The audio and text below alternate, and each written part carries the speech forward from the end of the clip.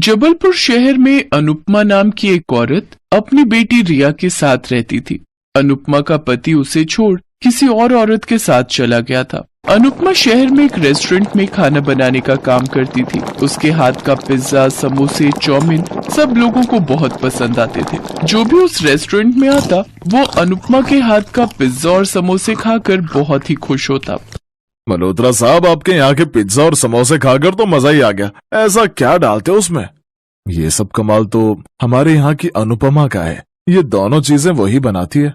ऐसे ही एक रोज उस रेस्टोरेंट में एक ग्राहक अपनी बेटी के साथ आता है और वो पिज्जा समोसे की डिमांड करते हैं। वेटर उनके लिए पिज्जा लेकर जाते हैं लेकिन वो उसके लिए इनकार कर देते हैं। फिर समोसा लेकर जाते हैं तो वो भी लेने से इनकार कर देते हैं। वेटर समझ नहीं पाता कि आखिर उन्हें क्या चाहिए। वो आकर अनुपमा को ये बात बताते हैं। फिर अनुपमा ग्राहक के पास जाती है। माफ कीजिएगा सर, हम समझ नहीं पा रहे कि आप क्या खाना चाहते हैं। आप मुझे बताइए, मैं यहाँ शेफ का काम करती हूँ। अच्छा मैडम, वो एक बार हम मनाली घूमने गए थे तो वहाँ मेरी बेटी नेहा ने समोसा पिज्जा खाया था। समोसे के अंदर ही पिज्जा की स्टफिंग करके वो लोग समोसा पिज्जा बनाते हैं। नेहा को समोसा पिज्जा बड़ा पसंद आया था, इसीलिए वो यहाँ भी वही मांग रही है। आप बस मुझे 15 मिनट दीजिए, मैं अभी आती हूँ। कुछ ही देर में समोसे में पिज्जा की स्टफिंग भर के वो लाकर उन्हें देती है, जिसे खाकर वो बहुत ही खुश होते हैं। वाह पापा, ये तो बहुत ही अच्छा है, मजा आ गया। ये तो उस मनाली वाले से भी बहुत अच्छा है। सचमुच मल्होत्रा सर, आपकी इस शेफ ने तो कमाल ही कर दिया। उस दिन के बाद से उस रेस्टोरेंट में एक डिश और बढ़ गई। अब तो समोसा पिज्जा की वजह से वो रेस्टोरेंट भी ज्यादा फेमस हो गया। अब तो लोग दूर दूर से अनुपमा के हाथ का समोसा पिज्जा खाने आते। खुश होकर मालिक ने अनुपमा की तनख्वाह भी बढ़ा दी। इसी खुशी में अनुपमा रिया के लिए नए कपड़े खरीद कर लाई। वाह माँ, ये तो बहुत ही सुंदर फ्रॉक है। इस बार मेले में मैं यही पहन कर जाऊंगी। हाँ मेरी बच्ची, देखना तुम इसमें बहुत सुंदर लगोगी। लेकिन उसी रेस्टोरेंट में एक रजनी नाम की लड़की काम करती थी। रेस्टोरेंट में सब अनुपमा की तारीफ करते थे। ये देख रजनी उससे काफी जलने लगती है। जिसे देखो सब इसी के गुण गाते रहते हैं, लेकिन मैं इसे यहाँ से निकलवा कर ही रहूंगी। एक रोज जब अनुपमा पिज्जा समोसे की स्टफिंग बना रही होती है तभी उसका फोन आ जाता है। इतने में ही रजनी पीछे से दवा उस स्टफिंग में मिला देती है। फिर अनुपमा उनसे पिज्जा समोसा बनाकर तैयार कर लेती है और जब ग्राहक को वो खाने को देती है तो उसे खून की उल्टियां होने लगती हैं। ये देख उस आदमी की पत्नी रेस्टोरेंट के मालिक को बुलाती है। ये देखिए, आपका ये समोसा पिज्जा खाते ही मेरे पति को खून की उल्टियां हो रही हैं। अगर मेरे पति को कुछ भी हुआ ना तो मैं तुम्हें छोड़ूंगी नहीं और जेल की हवा खिला कर रहूंगी। साथ ही इस रेस्टोरेंट को भी बंद करवा कर रहूंगी। नहीं, ऐसा मत कीजिए। मैं अभी से यहाँ से निकाल देता हूँ और आपके हस्बैंड को अस्पताल लेकर चलता हूँ। इन्हें कुछ नहीं होगा। नहीं सर, लेकिन मैंने कुछ नहीं किया। मल्होत्रा अनुपमा को काम से निकाल देता है। ये देख रजनी बहुत खुश होती है। उधर अगले दिन से अनुपमा कई होटल और रेस्टोरेंट में जाती है, लेकिन उसकी कहानी सुनकर कोई उसे काम नहीं देता।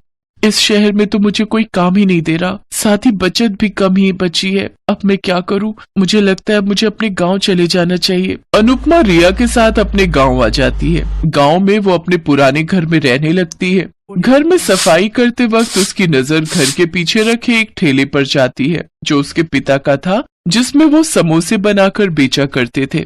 माँ, ये तो नाना का ठेला है ना? हाँ बेटी, इसमें बाबा समोसे बनाकर बेचा करते थे। तो माँ, आप भी तो कितना अच्छा समोसा पिज्जा बनाती थी। अब आप इस ठेले पर वो बनाकर बेचना शुरू करो। अरे वाह, ये आइडिया तो बहुत अच्छा है, मुझे क्यों नहीं आया? अनुपमा ने नौकरी करके कुछ बचत की थी जिनसे वो राशन पानी लाती है। साथ ही समोसा पिज्जा बनाने के लिए जरूरी सामान भी लाती है। फिर अगले दिन सुबह जल्दी उठकर समोसे पिज्जा बनाती है और ठेले पर लगाकर उन्हें बेचना शुरू कर देती है। तभी उसके पास उस गांव का मुखिया आता है। अनुपमा बेटी, ये ठेला तो तुम्हारे पिता मनोहर का है ना? वो तो इसमें समोसे बनाकर बेचते थे, लेकिन आखिर तुम इसमें क्या बनाकर बेच रही हो? काका, ये भी समोसे है, लेकिन ये आज के जमाने के समोसे हैं। अच्छा, फिर एक चखाना तो। अनुपमा उन्हें पिज्जा समोसा देती है। वाह वाह, लाजवाब, क्या स्वाद है। वाह बिटिया, हमने तो कभी सोचा ही नहीं था कि ये इतने अच्छे होंगे। मुझे 2 और दे दो। वैसे कितने का है एक? सिर्फ 20 रुपए का काका। मुखिया को देखकर और भी लोग उसके पास आने लगे। धीरे धीरे अनुपमा सारे गांव में और आस पड़ोस के गांव में भी फेमस हो गई। अब लोग दूर दूर से उसके समोसा पिज्जा खाने आने लगे। अब उसकी खूब अच्छी कमाई होने लगी। रिया को उसने अब वहीं के एक स्कूल में डाल दिया। स्कूल से आने के बाद रिया भी अपनी माँ की मदद करती। उधर मल्होत्रा रजनी को किसी से फोन पर बात करते सुन लेता है। वो उसकी सारी बात अपने फोन में रिकॉर्ड कर लेता है। अच्छा किया जो मैंने उस अनुपमा को यहाँ से निकलवा दिया, जिसे देखो उसी के गुण गाता रहता। वो अनुपमा कितनी बुद्धू निकली। उसके पिज्जा समोसे में दवाई मिलाई मैंने और नाम लगाया उस अनुपमा पर और उसे यहाँ से निकाल कर बाहर किया। अच्छा तो ये सब तुम्हारा किया तरह है। अब देखो मैं क्या करता हूँ। मल्होत्रा वो वीडियो यूट्यूब पर डाल देता है। रातों रात ये बात सोशल मीडिया पर फैल जाती है। रजनी को काम से निकाल दिया जाता है और अब उसे कहीं कोई नौकरी नहीं मिलती। कुछ दिन बाद मल्होत्रा अनुपमा को ढूंढता हुआ उस गांव आ जाता है और उसे अपने साथ रेस्टोरेंट में काम करने की बात कहता है। लेकिन अनुपमा उसे कहती है, नहीं साहब, अब मैं इसी गाँव में रहकर अपना काम ही करूंगी। जो सुकून यहाँ है वो कहीं नहीं। ठीक है अनुपमा, जैसा तुम्हें ठीक लगे, लेकिन मेरे रेस्टोरेंट के दरवाजे हमेशा तुम्हारे लिए खुले रहेंगे।